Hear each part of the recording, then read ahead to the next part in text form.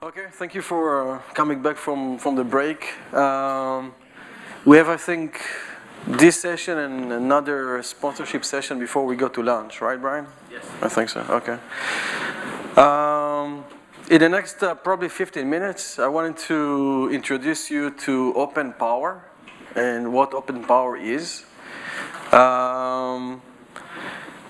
I was hoping that there would be someone from IBM to talk about OpenPower, but unfortunately they couldn't come here. So it's me, part of the OpenPower organization. I would go and run through the next session and give you my view on OpenPower and what it is. So OpenPower, OpenPower Foundation was founded last year in 2013. It's an open technical membership organization where the goal is to create open data centers or open architectures or to enable higher performance and efficiency for data centers. So essentially, if you look on the different CPU architectures that exist out there, x86 is one thing, delivered mostly from Intel, some from AMD. But it's pretty much a closed architecture. Another one is ARM, and ARM is an open architecture where people can take the architecture of ARM from ARM and then build something according to what ARM designed or even do something by themselves. And there is multiple ARM vendors that are doing ARM CPUs.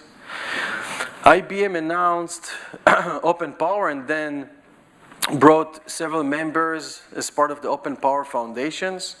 And those members include Cloudera, Google, Mellanox, Micron, NVIDIA, PowerCore, Samsung, and Tyan, where the motivation is to take Power, or IBM Power, and make that an open architecture as well.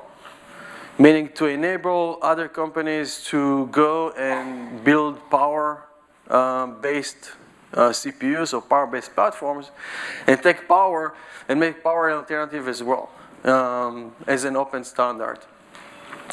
Now, Power has advantages of other CPUs. Could be performance, could be other things. From my perspective, both from the HPC Council organization as well as from the company that I work with, the notion is to be able to support any compute platform out there. And as more open standard exists, or open platform exists, or open source exists, it's better because now you can create a better ecosystems and you can bring more capabilities into those elements. So today, OpenPower includes 9 people as part of the board of directors. Pretty much represents all the key members that established OpenPower together with IBM.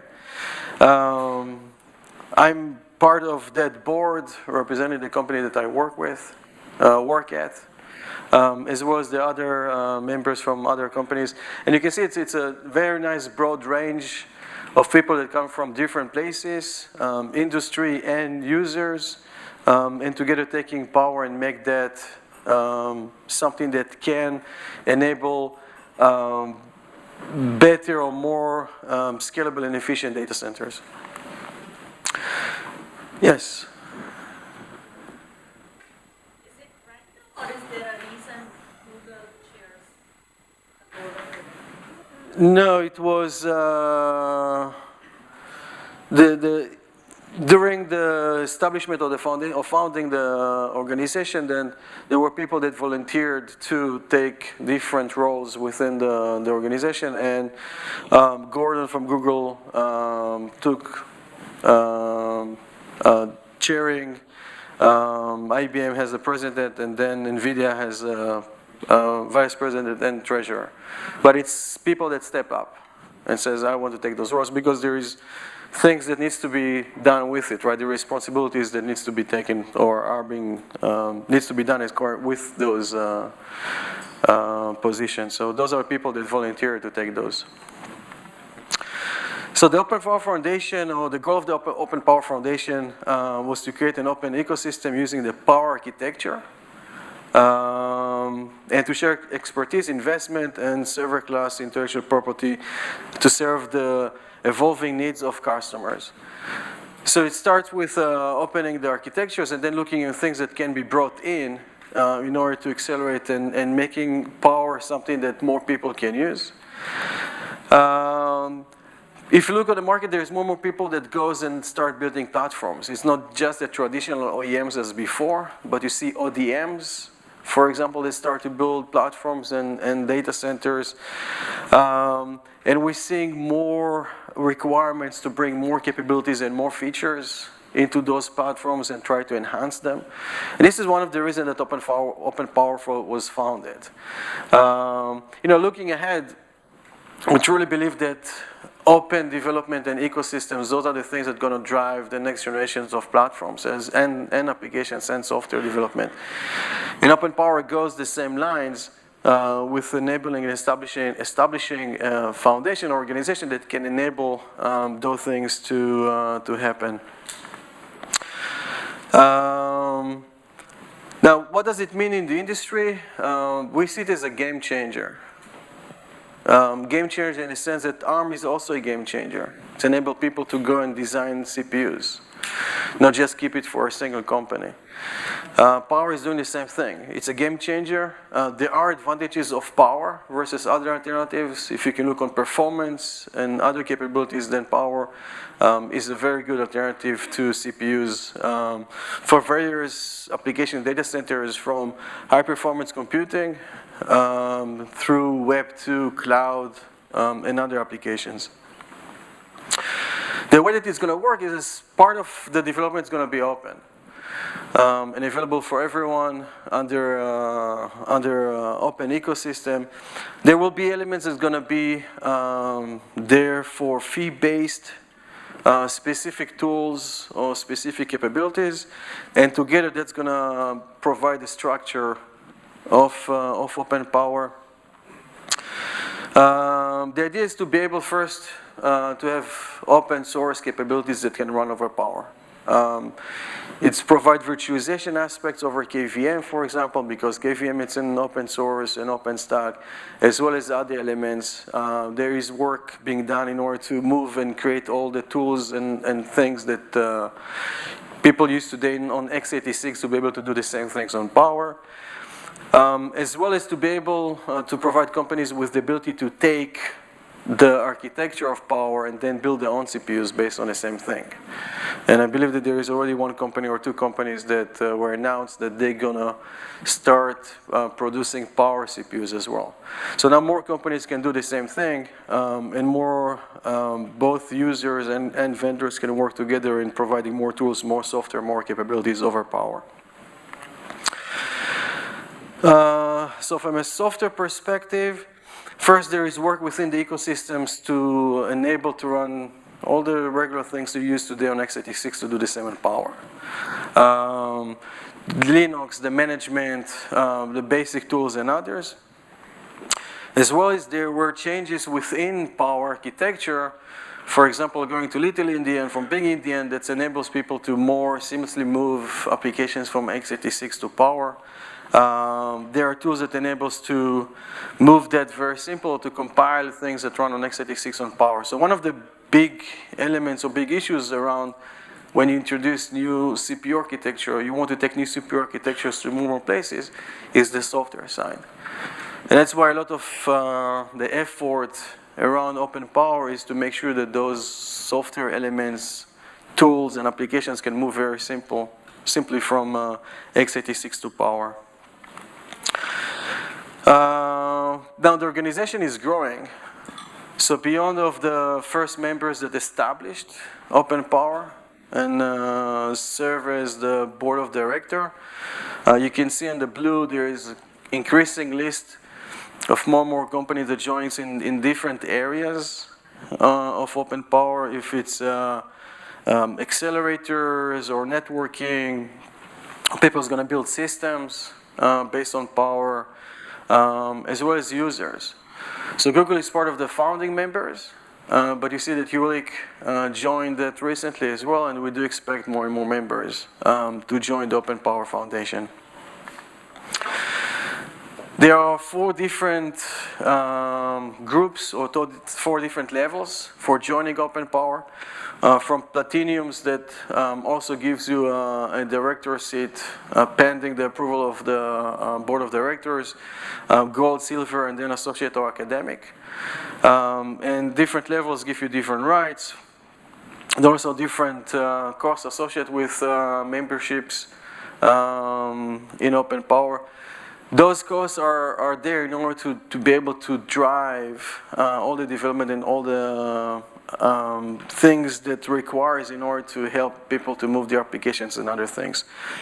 So from academic and user perspective, you see that there is no cost. From a vendor perspective, there is cost that is being used in order to drive the ecosystem forward. There are several working groups that are being established now. Some of them works on the software side, some of them worked on the system side, some of them work on the server development, and other ones work on the architecture. There are a few other working groups, but there are some, there are probably going to be more technical working group there that's going to drive more aspects of OpenPOWER, enabling more and more capabilities out there and more specification out there that enables the OpenPOWER platforms. So next step, the launch of the software development environment is pretty much happening now, more or less. The legal foundations around the OpenPOWER Foundation is already set. In the next few months, you're going to hear more and more around OpenPOWER, and then more and more news about what companies is doing as part of OpenPOWER. So just before I end here, I think that, for example, on the NVIDIA side, you probably heard some news. NVIDIA announced NVLink with IBM, for example, as part of OpenPOWER, which enables a faster connection between the GPU and the CPU there. So this is one element. You might have heard about IBM providing a CAPI elements over PCI Express, which enables to do currency or cache currency or memory management in a better way. So there is more and more things that's going to be announced out there, and we do expect more and more vendors and more solutions provided to announce solutions around OpenPOWER. And you know, personally, I think it's something that it's important in the industry. It's enabling more options, more elements around CPU platforms, and the work be done in order to be able to move tools and be able to move software. And to make it an easier way, enables people to take what they do today on x86, simply move it to run on Power, and have another alternative or another options for their data centers or for their systems. So let's conclude my talk. Happy to take questions if there are. Yes, please. Thanks for this talk. My question is, for x86 there is one instruction set, but there are many implementations of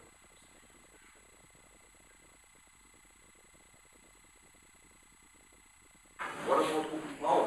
Will there be one PowerPC instruction set and many implementations of CPUs, or will there be multiple implementations?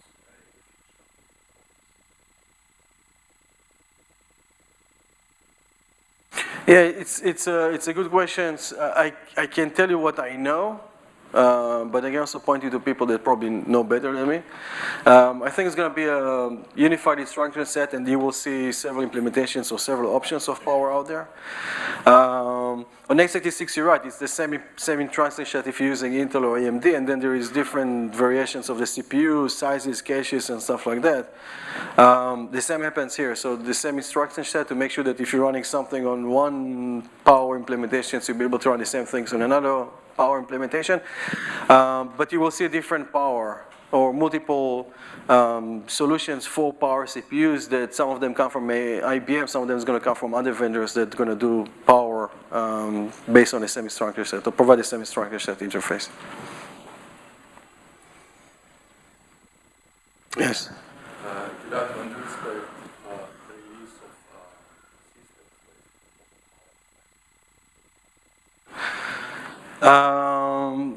systems? So that's something that's probably other vendor confidential information. But if you look on the information out there, definitely from IBM, you should expect to see systems out there, open power systems. I think according to what is being implied out there from known information is that something is going to happen in the probably next few months. So I wouldn't be surprised if in the next few months there's going to be some news around platforms that are based on it.